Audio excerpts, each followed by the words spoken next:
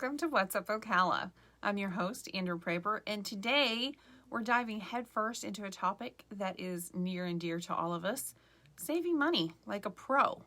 So whether you're looking to build your savings, pay off your debts, or just make your hard-earned cash stretch a little bit further, you've come to the right place. That's what we're going to do this morning. So we're going to get ready to unleash some game-changing tips and tricks that'll have your wallet thanking you instead of crying. All right, so why is this so interesting to me today? Right now, it's showing that the personal savings rate is at 4.1%. All right, so what is the personal savings rate? That's the personal savings as a percentage of disposable personal income. And I know a lot of you are going, what disposable income? I have no disposable income. Well, I can totally understand that. I get it. But it's just kind of interesting how it's fluctuated in recent years and showing what it is right now. So I kind of wanted to go over that with you before we jump into our tips and tricks. So I pulled an article from Forbes Advisor Survey, and it was very, very interesting. So I definitely think that you should look into this. If you want the article, please go ahead and message me. And you can contact us through email if you want. We'll just go ahead and send it right over to you. I don't, own this or what. It was just an article that I found. I'd be more than happy to share it with you.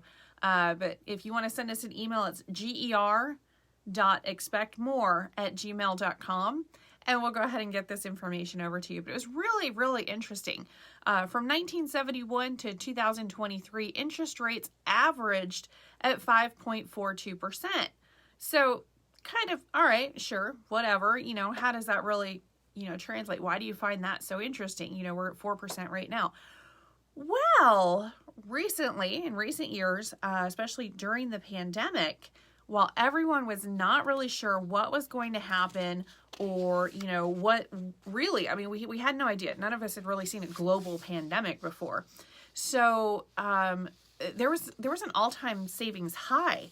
Okay, and that really has skewed our average numbers during that time.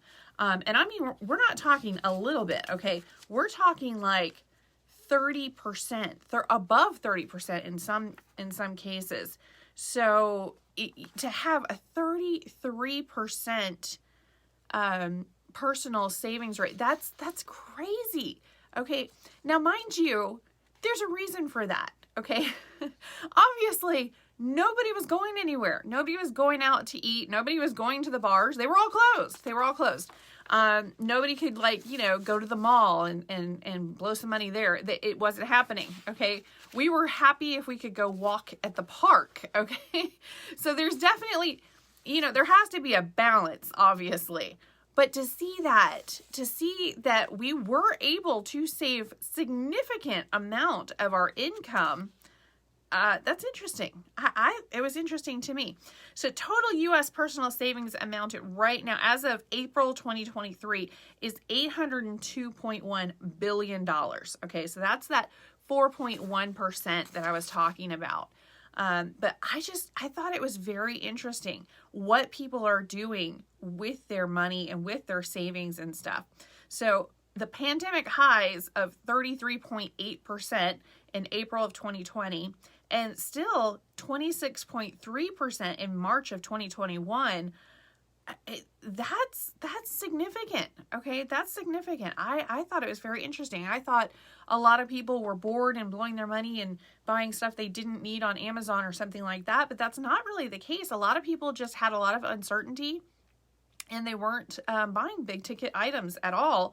And yeah, they may have done a little bit of extra shopping on Amazon, but in relation to their savings and what they were earning as remote workers, because so many of us were, it was crazy how much everyone was able to save during that time frame. Now, I say everyone, and of course there were a lot of people that didn't have remote work. They actually had no work. So that's obviously not what we're talking about. But, by and large, with that average, that's huge. That was significant income. So it can be done. We have proven it, not only to the world, but also to ourselves. It can be done. We can save money as a nation, as a world, we can save money. But do we have to really lose out? I mean, are we really going to go into cabin fever again and lock ourselves in our house, or quarantine? Are we really going to have to do that in order to save that money? Not necessarily. I think it just really is a mindset thing. So what do we do? How do we change that mindset of, oh, I have to go and do this, I have to go and do that, and it's this busy whirlwind we call life, when really we can find a lot of alternatives in order to save some money, some significant money. And why do we want to save that? Well, we still have uncertainty. We have a lot of economic uncertainty going on right now. Nobody's really sure what's going to happen. You know, we have the Federal Reserve, you know, doing all sorts of fun shenanigans. So, you know, there's definitely some uncertainty. Having an interest rate on a home being over 8%, that's interesting. That has definitely poured some uncertainty into the market. For several months, there really wasn't much being sold, and then that put uncertainty into, you know, the developers who were building homes that we still need. I mean, people got to live somewhere. It was just kind of an interesting time frame. We had a lot going on back and forth at that time, but people still had to pay rent, which is at 100% interest rate, if you really think about it. So, you know, yeah, there was some uncertainty there for a while, but one of our largest months ever, basically across the nation for sales, was in July. And it just confounded a lot of people. Nobody could really figure that one out at all. But yeah, it was in July we had our biggest month ever, primarily here in Florida. But I know for our brokerage, it was slam crazy busy in July. And I think it was definitely breaking some records company-wide for us. And that's just a small little tiny piece of the much bigger picture. So, you know, obviously people were still buying, obviously, because we closed a lot of houses. I think one day I had like 11 closings coming in from the agents and stuff. It was a little intense in July. I'm not gonna lie. It was very intense. But that also shows people are still buying. People are still buying new construction. People are still ordering custom homes. People are still buying resales. You know, hundreds of houses here in Marion County every single week. You know, I do these stats every single week. You guys know we're selling houses, hundreds of houses every single week here. So people are still buying. People are still selling. People are still building. All of that is still going on, which is great. It's great for the local economy. It's great for, you know, having new houses being built. It's great to have more houses because we still have a housing shortage. There's, you know, millions of houses that need to be built, and that has, you know, eased a little bit, but not by much. We still are significantly under what we need as far as housing for you know, us in Ocala, but also throughout the entire nation. So kind of interesting stuff as far as what's going on economically throughout the nation, throughout the state, and even throughout Ocala. Now, I will have to say that we are blessed here in Ocala. We went to a realtor convention just recently over in Orlando, and it was the state convention for realtors. And the final thing that they do on the final day of this really intense convention, it was almost a week long, that the statistician, wow. Anyway, he basically looks at all the statistics on the housing market and the economy and basically the jobs, everything throughout the state all year long, and he releases these amazing reports. And if you're at the convention and if you can make it to this over an hour long presentation on just statistics, no offense, it really is very interesting as to how Ocala is really playing out there in the market. It was incredible to me that as far as housing, you know, across Florida, there was a severe housing shortage. We're talking very, very severe housing shortage. Ocala was not really facing that as much. Also, the housing prices, of course, dropped significantly when those interest rates rose. But in South Florida, it was, in some places, in some counties, it was like 38%. In Ocala, it was like 2%. It really was not the same at all. So, you know, this is going year over year. So, you know, yes, of course, the house prices did drop. They had to. If you're going to be looking at, you know, instead of a 3% interest rate on your mortgage, we're now up at 8% or nearly 8%. When you're looking at something like that, obviously the house prices are going to come down. And that's really what they were doing and why they were doing it and all of that. It wasn't like this just happened. This was a controlled drop in prices with those interest rates going up. So very, very interesting stuff, but we are definitely seeing things significantly different and not as difficult here in Ocala as in other areas. So anybody that's here in Ocala is saying, oh, well, this is difficult, try it elsewhere.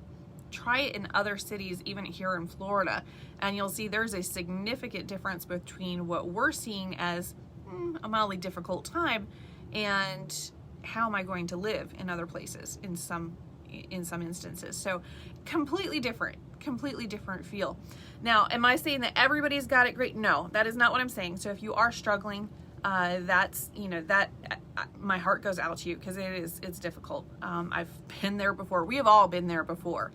But that's not what I'm talking about. It's by and large, countywide averages. We're not talking about specific one or two instances or, you know, even percentages. We're talking about the average and the overall view. Ocala is actually in really, really, really good shape as compared to the rest of the state and as compared to the nation. So really good information, really good news for that. Hoping that continues. And I think it will for a while. We are still seeing significant growth. I know not everybody is happy about that growth, but it beats the alternative. If we start to stagnate, if we don't have those jobs continuing to come in, if we don't have the growth, if we don't have the houses for the people that need the homes, they're going to have to go elsewhere. And that's not what we want. So I think just having a very good controlled growth and having a plan and sticking to the plan is really what we're all hoping for. And we definitely don't want to lose what Ocala is known for, which is our beautiful farmlands and the horse community, the equine community, the absolute gorgeous horse farms. We don't want to lose any of that, of course, but there has to be, you know, a balance to everything. So it's just finding that balance that we're really kind of hoping for right now, and everybody's really trying to work towards. All right, so as promised, we're going to go ahead and jump right into 15 tips and tricks to help you save that money that we're hoping you'll be able to save. Because again, Ocala's not doing bad right now, not really, and it may change at any point. So we definitely want you to have that savings, because when you do have an emergency or a catastrophe or something like that, it's a completely different emergency or catastrophe when you have significant savings as opposed to when you don't, because then it just blows up exponentially, and the stress is so much worse, because you're not only stressed about the emergency, but you're also stressed about your finances, and the stress just compounds, and it's just so much worse. So we don't want you to go through that, okay? We want you to have, if you have a job right now and you are able to save money right now, please do so. Please do so. So we're going to try and help you. So we're going to get some tips and tricks for that. So first off, budget. I know it's something so small, so simple, so annoying, because it can be. My husband and I work off of a written budget every single month. We have a shared Google Sheets thing. It's not anything fancy. It doesn't need to be fancy, y'all. It does not need to be fancy. It can be in a binder, it can be some paper, as long as you are using it. As I tell my agents, the best plan you can have is the one you use. You don't need anything fancy. You know, you don't need to have some $200 planner or something, if you're not going to use it, it can be as pretty as you want, but if it's just going to be a doorstop or something, that really doesn't do you much good. So go to the dollar store if you need to go and get yourself a budget or a planner or whatever, and definitely set that up. Okay, so set those clear goals. That article that I was talking about from Forbes Advisor, it was saying that most people, even though they're bringing in net $55,000 on average across the nation, that's the average right now, they're only able to save a little tiny bit over $2,000 a year per person. That's hard. That's really hard. I mean, how are you supposed to get anywhere with that? So we want to try and set up some savings goals, which are set very clear, like what are you actually trying to do? What are you trying to accomplish? What is the savings going to go for? I don't know if you've ever seen that movie Up, where they had that jar and it was for them to move someday. They had that as a clear goal. They knew exactly where they wanted to be, but stuff kept coming up and stuff kept coming up and they never got to reach that goal. But what would they have done if they didn't have that jar? You know, at one point he was out of work. I think he broke his leg or his arm or something. I don't remember. It's a cartoon. But what would have happened if they hadn't had that jar to go and dip into? So let's keep talking about these jars of your change, your pocket change, and see if we can build that up. Okay, so you want to have those clear written goals. Okay, it might be clear in your head, but we actually want it actually down there. And those goals can be something simple, paying off a debt, maybe saving up for a car, stuff like that. That's fine. Go ahead and put those goals. But we want to go ahead and have that clear budget. And the budget is not something you can move around. It is a very set budget, down to the dollar if possible.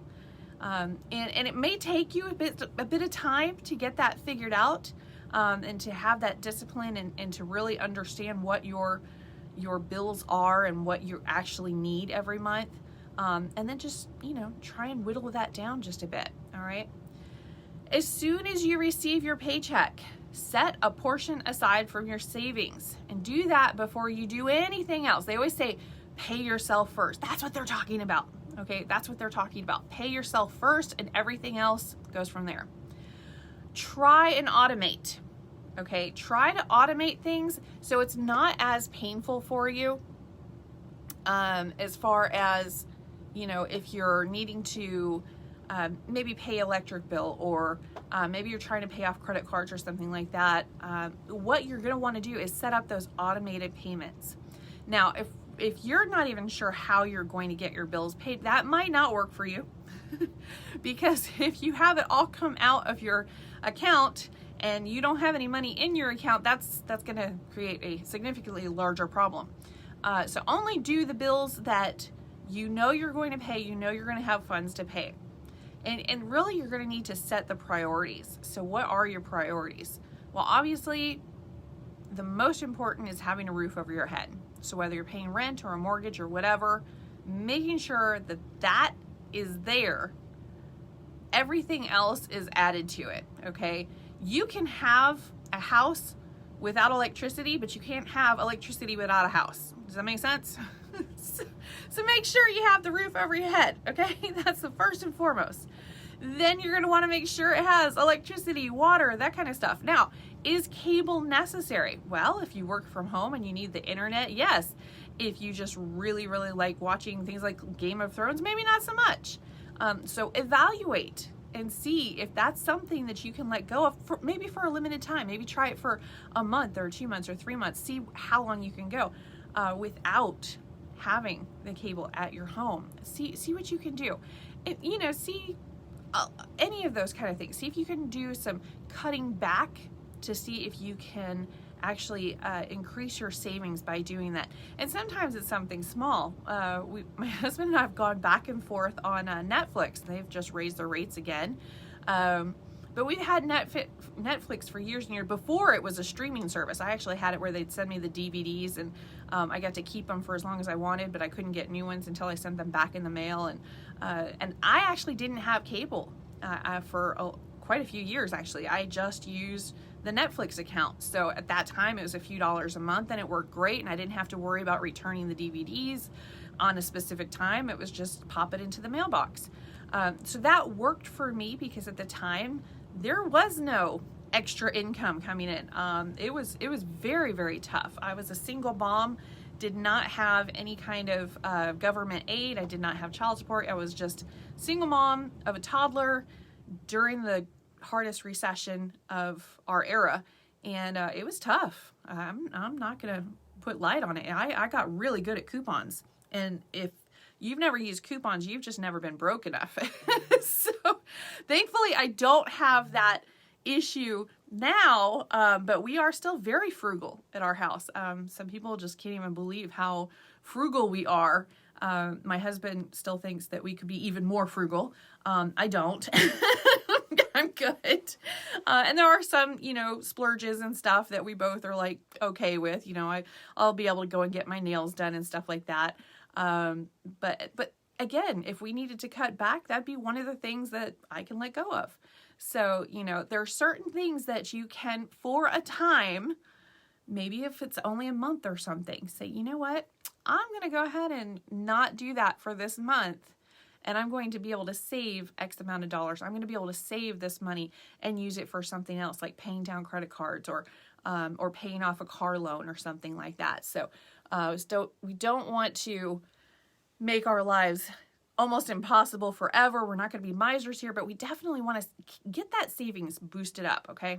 So cut those unnecessary expenses, okay? It's time to try and trim the excess, all right? That's what we're doing right now. See how long you can go without cable or the streaming services. When I say services, I mean there could be a lot. Maybe unused subscriptions, finding some cheaper alternatives, okay, to do some of the stuff you still enjoy doing. Now, one of the major things is food. Whoa! Have you seen how expensive it is even to go to a fast food place? I mean, it's crazy expensive anymore. So meal prep, okay? Just a little bit of planning and you can do amazing things, okay? So please look at your grocery bill. One thing that I've noticed is I need to stay out of the actual grocery stores. When I go inside, just walking in, somehow it goes from I just need a gallon of milk to I now spent $100. I don't know how it happens. And going in with cash would definitely help that. Although I think I have some traumas from back in the day, so I don't ever do that. I never want to not have enough money for what's on the conveyor belt. So what I've found to work for me and my family is to do the Walmart pickup or the Walmart delivery, whatever works for your lifestyle. Or you can do like Kroger or whatever, and having them go ahead and deliver it to your house or have them go ahead and go and do the shopping for you and you pick it up from the store. Now, if you do the grocery pickup, I don't even think there's a charge for that. If you have them deliver, there is a charge for that, of course. But it does help, and it keeps all your favorites right there in the app.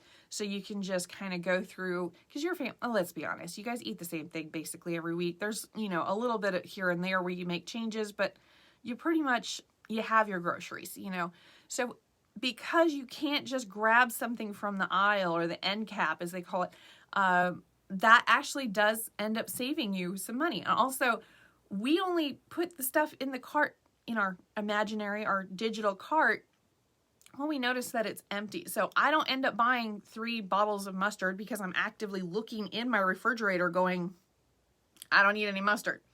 I've got a bottle. We got plenty. But once we're out of something, we're like, okay, we've used that. We're going to go ahead and put one in the cart.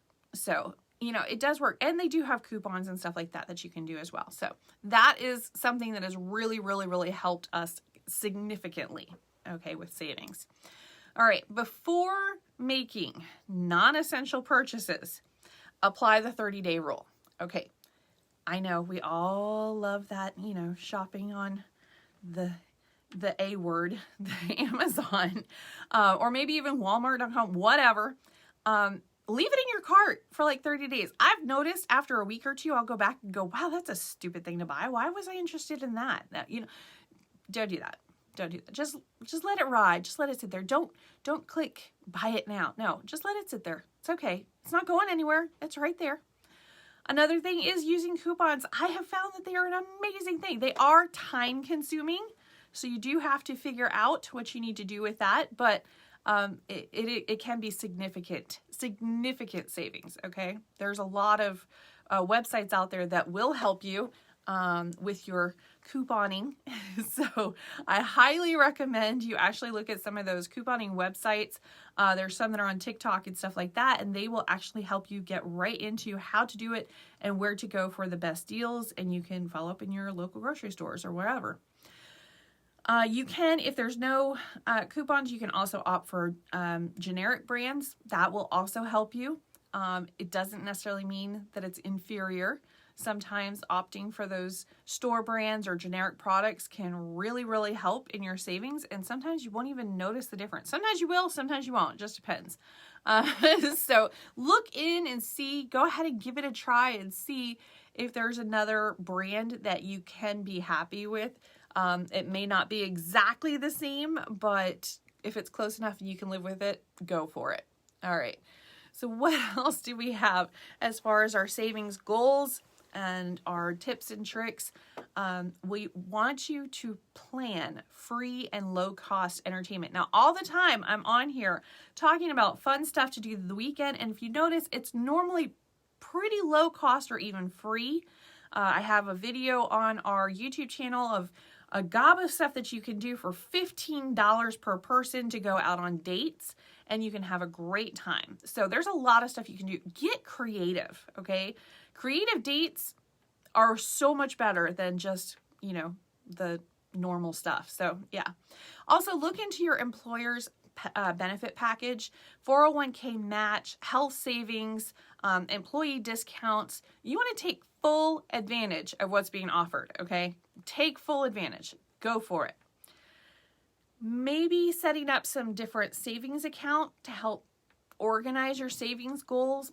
Maybe so it's like out of sight, out of mind. Maybe go ahead and just put the money, make it automatic. That would maybe help.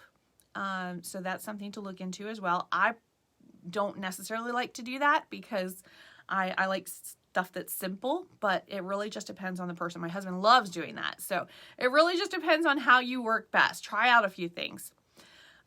Something else that you could do is those subscriptions that you're not using, cut them. Just cut them. Get rid of them.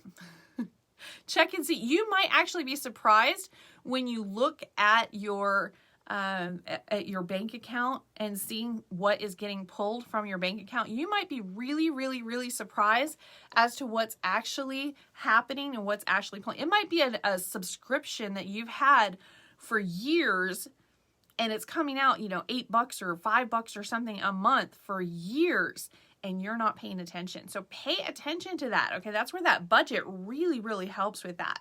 All right, you want to keep you motivated and on track as well. So maybe having some kind of visual key, maybe doing, you know, the little thermometers when somebody is fundraising, they're like, okay, we need X amount for this goal, and help us, you know, fill in the money into this so that we can fill up this thermometer. Put that thermometer on your fridge. Or I've heard somebody else, they did those, they did construction rings, you know, when you're a kid, you make those rings and you put them in your house as a decoration for a party or something like that, little homemade rings. They actually did it for like a year in their living room as they were paying off all of their debt.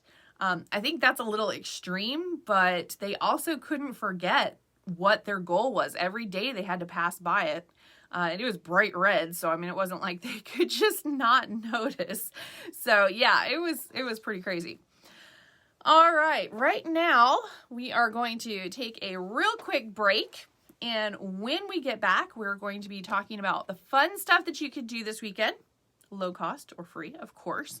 And we're also going to look at the residential sales for this week here in Marion County and how that might pertain to you. All right, welcome back. Before we get into the sales stats this week, I want to ask a small favor. If you're enjoying this program, please let us know. The website here at the radio station is classichitsocala.com, or if you're watching this on YouTube, you can go ahead and comment in the description below.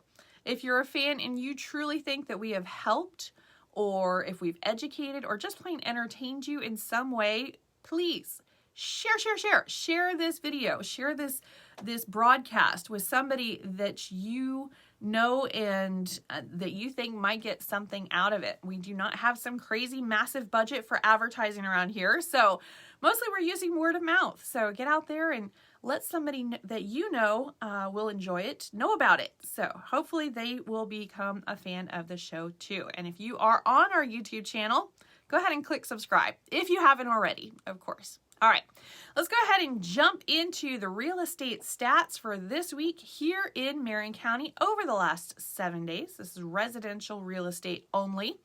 Currently, there are 2,412 homes available and ready to purchase on the Marion County MLS. New listings this week, we had 251. Price increases, 38. Price decreases, 197. Well, here we go, boys and girls. 197. We are under the 200 mark. It has been at 300 plus for months and months. So that's exciting right there. All right, back on the market, we had 80. Sold, actually closed, 222. Expired listings, we had 46. Leased, a big fat 0 as usual. And pending, 197. Well, you guys were shopping over the Labor Day weekend, weren't you? Temporarily off the market, we had 12. Withdrawn, we had 4. And canceled, we had 40. So quite a few canceled contracts going on. National average interest rate, as stated before, is 7.977% for a 30-year fixed rate mortgage, and the 15-year is at 7.169%. So if you want to have some significant savings there, go ahead and look into if that can apply to you. All right, stuff to do real quick. Every Saturday from 9 a.m. to 2 p.m. on the corner of 3rd and 3rd downtown, we have the downtown market with free vendors, fresh produce, food trucks, live music, coffee and mimosas, pet friendly, it's kid friendly, there's arts, there's crafts. It's a great place to go. Check it out. We have the Patriot Day on September 9th. That's at 8:30 a.m. at Marion County Veterans Memorial Park. All are welcome to attend. This is the 22nd annual remembrance of September 11th.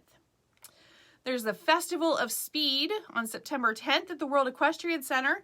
It's from 11 a.m. to 3 p.m. and it's got over 200 exotic, classic, and American muscle cars, and they'll be placed on display inside the 145,000 square foot Expo Center number 2 at the WEC.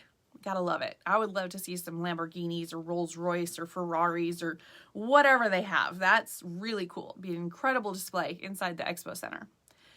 Missions and Music is on September 10th, and it's being held at the Riley Arts Center. The Advent Health Ocala Foundation's evening Mission and Music event features a musical performance by members of the Advent Health Orchestra with Advent Health Ocala CEO Erica Skula. And she'll be doing percussion. So that's very, very exciting right there. So Advent Health takes great pride in its volunteer orchestra consisting of nurses, doctors, and health professionals. Their upcoming performance will be nothing short of extraordinary. I don't know how they find the time with those very, very difficult and demanding jobs they have, but should be very interesting. All right, Ocala Geek Fest is on September 10th from 11 a.m. to 3 p.m. It's at the Ocala Downtown Market. It's got comics, cards, vintage toys, games, tabletop gaming, D&D, and so much more. So all things Marvel, Disney, DC, anime, sci-fi, the works. Well, this has been What's Up Ocala with Andrea Praber with Great Expectations Realty. If you have any questions, comments, or concerns, please let us know at classichitsocala.com, or you can go ahead and send me an email, GER.ExpectMore@gmail.com. Have a great week, and we'll see you next time.